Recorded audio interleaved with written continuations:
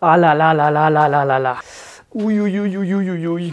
Putain les gars, je trouve pas la pièce pour ma moto. Donc t'es là, t'as acheté ta moto, bibiche la machine, à retaper, y a pas un collègue à toi qui l'a, c'est vraiment the moto. Tu l'as trouvé pépite, sortie de grange, elle était tout à refaire. Et là tu commences à regarder les pièces et misère, y a rien. Ni sur le bon coin, ni sur eBay, ni en ligne, ni en neuf, ni nulle part. Même le concessionnaire n'a jamais entendu parler de la pièce de ta moto. Alors là c'est la catastrophe.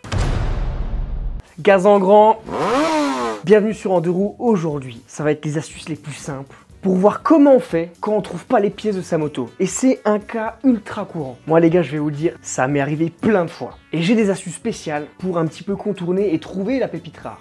Par contre, il va falloir filouter. Et bah ouais, parce que souvent quand t'es dans un cas comme ça, la moto, t'as juste envie de la démonter en pièces et t'en débarrasser. Parce que je comprends, hein, clairement, ça rend fou ce truc. Hein. Tu trouves pas la pièce, tu te mets une recherche sur le bon coin pour essayer de la trouver et elle n'arrive jamais. Mais avant toute chose les gars, je vais vous demander de vous abonner, de mettre un petit like et de partager cette vidéo. Je suis sûr qu'elle va en aider plus d'un et là, c'est mes meilleures astuces. Allez, on passe à la première astuce. La première astuce est super simple. C'est le basique de chez basique. Tu commences par regarder sur le bon coin, tu fais des annonces, tu tapes la pièce que tu recherches. Si jamais tu en trouves pas, tu essayes une orthographe différente. Des fois ça peut marcher parce que les mecs savent pas toujours bien orthographier le nom de la pièce et des fois ça peut te sauver la mise. Tu peux également juste taper pièce et le nom de ta machine et là tu peux trouver ton bonheur. Les mecs ils détaillent pas tout annonce par annonce et tu vas juste chercher et tu vas regarder dans sa description. Souvent ils mettent qu'est-ce qu'ils ont comme pièce et de là tu le contactes pour savoir s'il a toujours cette pièce disponible. Tu peux toujours regarder également sur eBay et éventuellement sur Facebook Marketplace. Ces deux plateformes là elles marchent vraiment bien pour trouver la pièce que tu recherches. Parce que mais oui les gars, on passe tous par là, on casse le moteur, on le fracasse et il y a tellement à réparer qu'on se dit putain mais jamais je pourrais mettre autant d'argent dans des pièces neuves. Alors tu commences à rechercher un moteur sur le bon coin, des pièces à l'unité, puis au final tu trouves jamais tout ce qu'il te faut. Clairement ces trois plateformes c'est la base et j'ai une petite anecdote à vous donner. Regardez, ça c'est une de mes motos qui m'a le plus marqué. C'est ma KTM Duke 640 LC4, une moto que j'ai adorée. En fait, cette moto elle appartenait à mon parrain et je me suis promis quand j'étais tout jeune que je rachèterais cette moto un jour et que je la retaperais. C'est ce que j'ai fait. J'ai roulé avec et c'est une moto qui poussait à la sauvagerie, c'est-à-dire que c'est une moto qui, plus tu faisais des conneries, mieux elle marchait. Et donc un jour, cette moto malheureusement, je casse le moteur, mais littéralement. Donc je vous laisse les images ici. Regardez, là le piston il était en miettes. On voit la bielle elle était tordue. Les demi-carters étaient cassés, il y avait un trou dedans. On peut voir que le cylindre il était complètement mangé. Il y avait les soupapes qui avaient tapé le piston, donc ils étaient tordus. Enfin, le moteur, il était en rade complet. Alors, qu'est-ce que j'ai fait? Je me suis dit, là, chercher les pièces à l'unité, ça va être trop compliqué. L'option la plus simple, c'était de rechercher un moteur complet. Donc, j'ai commencé à rechercher un petit peu les annonces sur ces machines-là. Effectivement, il n'y avait pas beaucoup d'annonces sur le bon coin, c'était un petit peu compliqué. Et les seuls moteurs qu'il y avait, ils n'étaient pas forcément compatibles et ou trop chers par rapport à mon budget. Donc, les moteurs, ils étaient à 1500 €. Et si vous voulez, sur ma version de mon moteur, il y avait à peu près 2 ou 3 années de production et c'était un récepteur d'embrayage à câble. Et la plupart des autres moteurs qui ont été produits après les années 2000, c'était un récepteur hydraulique. Donc déjà, ça niquait totalement mes recherches. Mais j'ai fouillé tout internet et là je suis tombé sur cette annonce. Mais vraiment quand je vous dis que j'ai fouillé internet, j'ai fouillé internet. Donc il s'agissait d'un moteur exactement celui qu'il me fallait. Ce moteur il était dans une casse au Royaume-Uni. J'ai contacté le vendeur, c'était tout en anglais. Évidemment dans ces cas-là, voilà, il faut pratiquer son meilleur anglais, mais le moteur était pas très cher, il était à 750 € je crois. Mais par contre aucune garantie qui marche. Les mecs ils l'ont juste démonté, ils l'ont jamais démarré et ils l'ont stocké pendant au moins 5 ans. Donc quand je l'ai reçu, vous pouvez voir les images, voilà, il était tout rouillé, etc. Mais c'était pas grave, ça a joué quand même. J'ai pu le recevoir. Le plus cher, c'était les frais d'importation qui étaient de 150 €. Donc au final, ça me faisait un moteur à 900 €. Donc 900 € par rapport à 1500 €, il y a quand même un gap. Ce que j'ai finalement fait, c'est que j'ai remonté le moteur dans le cadre, j'ai fait un entretien, et là, bim bam boum, il a démarré. Fin du problème et j'ai pu de nouveau m'amuser avec cette machine. Donc comme quoi, les gars, des fois, il faut prendre le risque et se dire, bon bah, au pire des cas, j'ai tenté et ça marchera pas. Grande chance que le moteur, ça se trouve, il marche pas. Le mec, il me disait qu'il y avait de la compression, mais on sait jamais dans ces cas-là. Donc, concrètement, faut prendre un peu des risques et faut complètement fouiller le bon coin. Et les autres plateformes, des fois, ça peut trouver la solution. En revanche, les mecs, ça suffit pas toujours. C'est pour ça qu'on va voir la deuxième astuce. Cette deuxième astuce est très simple. Alors, les gars, ce qu'il faut faire, quand vous trouvez pas votre pièce, je vous conseille d'utiliser cette deuxième astuce si vraiment, sur le bon coin, il n'y a rien, sur eBay, il n'y a rien, sur Marketplace, il n'y a rien. Vous faites ça.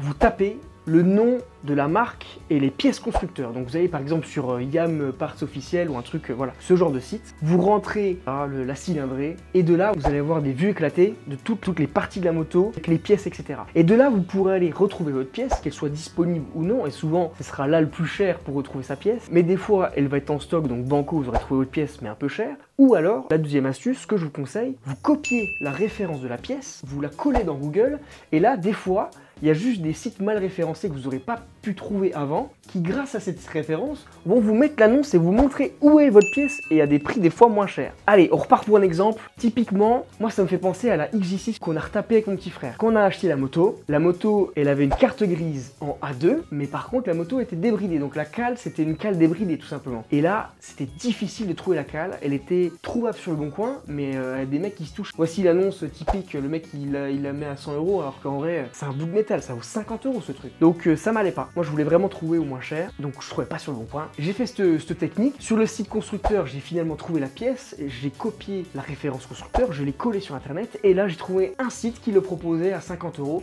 Donc bim baboum, moi ça m'allait très bien. On a commandé la pièce, on l'a reçue en une semaine, et tout allait bien. Donc 50 € neuf par rapport à 100 € d'occasion sur le bon coin, voilà, ça se vaut. Et des fois, il faut juste faire des recherches. Ça peut vous sauver la mise. Allez les gars, là on passe à la dernière astuce, mais celle-là, il faut avoir une petite paire de couronnes.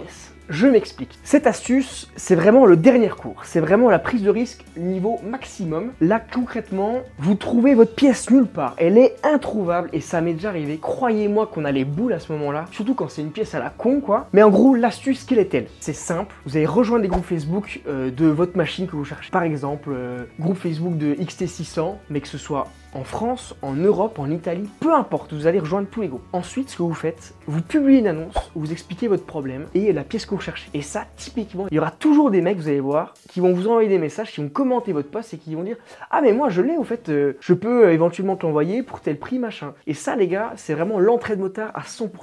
Par contre, c'est un peu risqué parce qu'on ne sait jamais avec qui on a affaire et si le mec il veut pas nous la mettre à l'envers. Donc attention. Donc souvent les mecs vous contactent, ils vous envoient des photos, vous traitez en direct avec eux. Ce que je vous conseille de faire à ce moment-là, c'est un PayPal en version biens et services pour avoir une petite assurance quand même sur l'échange. Et le mec vous l'envoie et si tout se passe bien, vous le recevez et vous êtes tiré d'affaire. Alors pour l'anecdote, cette fois-ci, on va reparler de cette KTM Duke 640. Alors celle-là, comment vous dire que j'ai plus eu les mains dedans à la bricoler qu'à rouler vraiment avec. Cette moto, elle tombait tout le temps en panne. Je tombe une énième fois en panne avec ce KTM Duke et là, ce qui se passe, c'est que j'étais sur le périph' lyonnais, donc le périph' de Lyon, je roulais et d'un coup, clac, j'accélère et le moteur, il prend ses tours, mais il n'y a plus d'accélération qui se fait. Je me dis, merde, qu'est-ce qui se passe? Donc, je regarde, je me mets sur le bas-côté, je constate que le support qui vient prendre le kit chaîne sur la roue arrière, il est cassé, mais il est cassé net. Donc ça veut dire que les boulons sont desserrés avec les vibrations, etc. Pourtant c'est un truc que je contrôlais très souvent, mon serrage de boulons. Donc ça c'est typiquement le truc,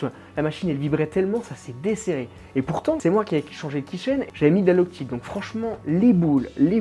Donc forcément, j'appelle une dépanneuse, machin, et là, le plus gros problème se heurte, je ne trouve absolument pas la pièce nulle part, mais absolument nulle part, les gars. Donc là, technique de dernier recours, je me dis, ok, bah je vais rejoindre les groupes et je vais publier mes annonces. Et là, à ma grande surprise, je reçois plusieurs messages. Ah machin, je l'ai, c'est une quelle année, nanana. Il y avait un mec aux États-Unis. Au final, je suis parti avec un mec en Grèce. Le mec, il m'a envoyé la pièce, il m'a montré en photo tout ça. Il était chaud pour faire un PayPal, il était chaud pour me l'envoyer. Donc impeccable. On a discuté en anglais, donc ça se fait toujours en anglais. Et encore une fois, hein, attention, il y a du risque parce qu'on ne sait pas le mec s'il a des bonnes intentions. Jusqu'ici, je vais dire que j'ai eu de la chance. Après, à vous de bien contrôler, à vous de bien prendre vos précautions. Bien sûr, c'est important. Mais dans ce cas-là, ça a marché. J'ai reçu ma pièce, j'ai remonté la moto et j'ai pris la décision, malheureusement, même si j'adorais cette moto, de la vendre parce que c'était une mine à emmerde, cette moto. Je crois qu'il y a Lunaris qui l'a eu aussi, cette moto. Et je sais pas ce que ça a donné pour lui, s'il a eu beaucoup de problèmes, mais moi, je peux vous dire, j'ai eu que des merdes avec. Et j'ai cassé 2 fois le moteur. 2 fois les mecs. Donc voilà, il faut prendre un petit peu de risque, il faut se sortir un peu aussi les doigts du cul, hein, je suis désolé, mais il faut se dire, bon bah je tente, tant pis, de toute façon, qu'est-ce que j'ai à perdre si ce n'est de revendre la moto en pièces? Bon bah voilà. C'est un petit peu compliqué, cette situation elle est galère, mais on trouve toujours une solution, les gars. Toujours. Bon, j'ai une petite astuce bonus, mais celle-là, elle tombe un peu sous le sens, c'est clairement facile et ça vous prend 0 minutes.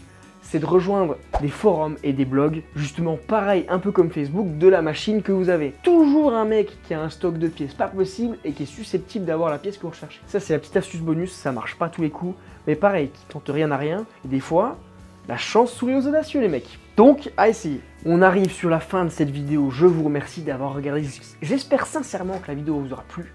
J'ai tenté de prendre un petit peu les améliorations dans les commentaires que vous me donnez. Je tiens à remercier Francky, un abonné qui m'a soumis sans le vouloir l'idée de la vidéo. Donc je le remercie sincèrement. Si vous aussi voulez me donner des idées de vidéos, mais n'hésitez pas dans les commentaires les mecs. Je suis prêt à prendre tous vos retours. Donc je vous remercie de m'avoir écouté et je vous souhaite une bonne journée ou une bonne nuit. Faites attention sur la route et on se retrouve pour une prochaine vidéo. Allez, bisous!